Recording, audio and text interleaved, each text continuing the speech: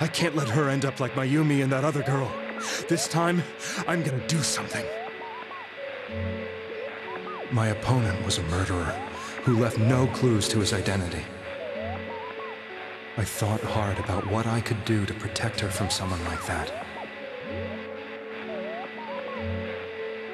I'll never convince her. If she gets suspicious and they arrest me, who'll save her then? The girl inside the TV looked as if she was smiling at me. And that's when it hit me. I apparently had the power to go through the TV screen to the other side.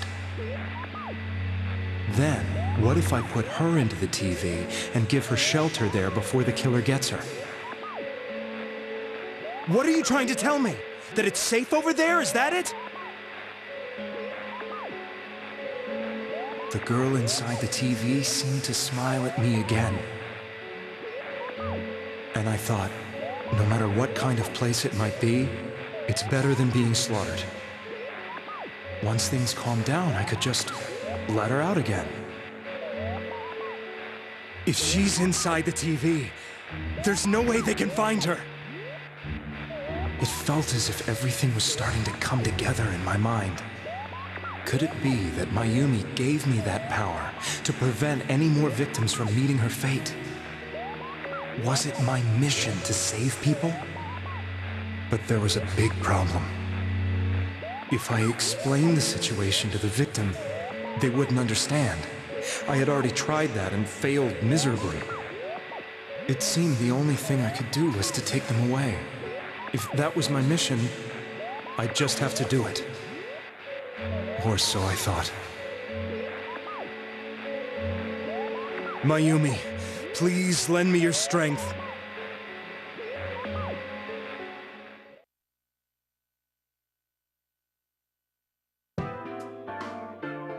So, since you thought people who appeared on the Midnight Channel would be killed, you kidnapped us in order to save us.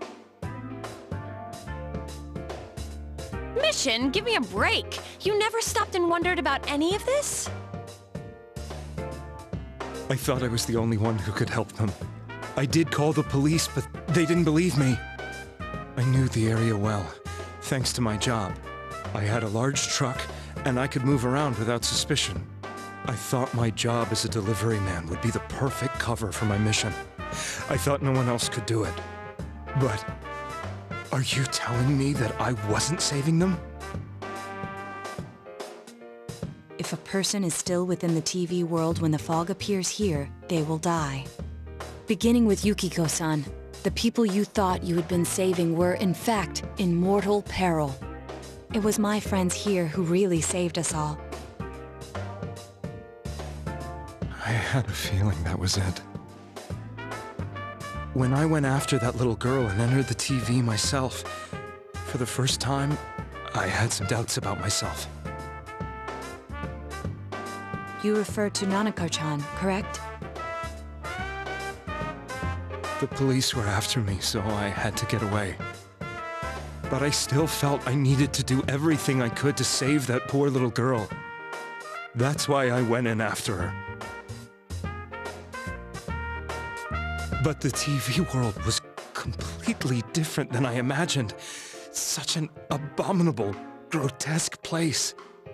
I knew that the three of you who I saved went back to your normal lives, so I didn't realize how terrible that world was. I never knew you couldn't even get out of that place on your own. I thought I was going insane. I probably did. And you know the rest. When I came to, I was lying in a hospital bed. You really were trying to save people. But I ended up doing just the opposite. What a fool. I always wanted to enter the world of politics and become useful to society.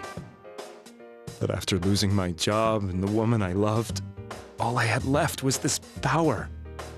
I convinced myself that world was some sort of sanctuary, and I secretly believed myself to be a hero.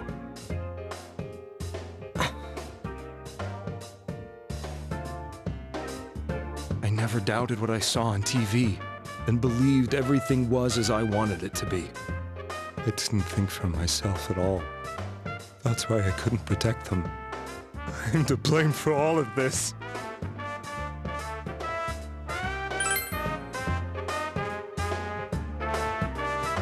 I suppose so. But the things I've done are too serious to be brushed aside like that. I have no intentions of running away from my crimes. I'm prepared to face the consequences. Kidnapping is already a serious crime. And on top of that, I put all those lives in danger. I'm sorry. The Midnight Channel and the other world? You can hardly be blamed for failing to understand them properly. We must apologize to you as well. Had we let our emotions blind us to the truth, we would have piled all the responsibility on you. I guess from your point of view, people did stop dying once you started saving people. The more you did it, the more you really believed you were preventing their deaths.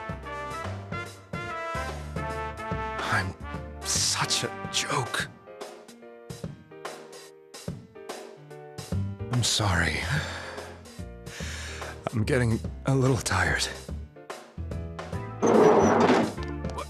What are you all crammed in here for? My apologies. We'll be leaving now. Wait. I beg you, please, find whoever's behind this. You children are the only ones who know about that world.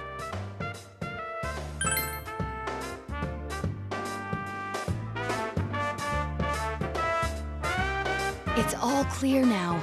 He never committed any murders. It was another party who threw the first two victims into the TV.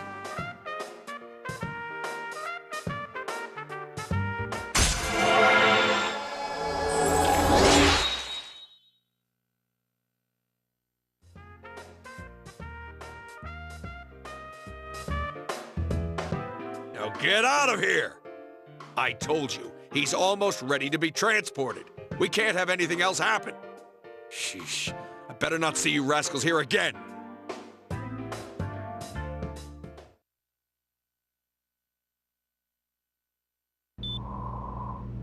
Nanako-chan looks like she's in pain.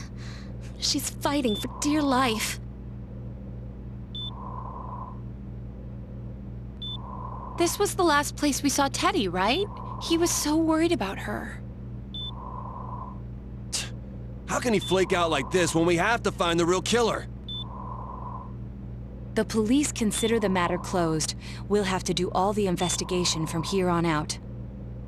Let's revisit Saki-san and Miss Yamano's incidents and see if we can turn up fresh details. But it's been over 6 months. Wouldn't the trail be cold by now? I know, but we can't give up. We're the only ones who understand what's really going on. And you never know. People might remember some things now because they've had so much time to think about it. Let's split up and talk to people all over town tomorrow. We'll meet up in the evening to discuss our findings. I hope we can find out something about Teddy, too.